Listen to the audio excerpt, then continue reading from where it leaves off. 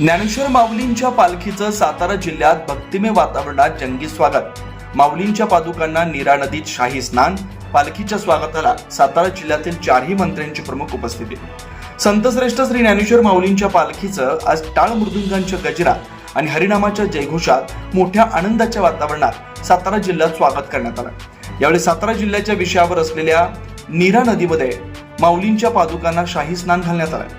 यावेळी जिल्ह्यातील चारही मंत्र्यांनी वारकऱ्यांच्या वेशभूषेमध्ये माऊलीच्या पालखीचं दर्शन घेतलंय।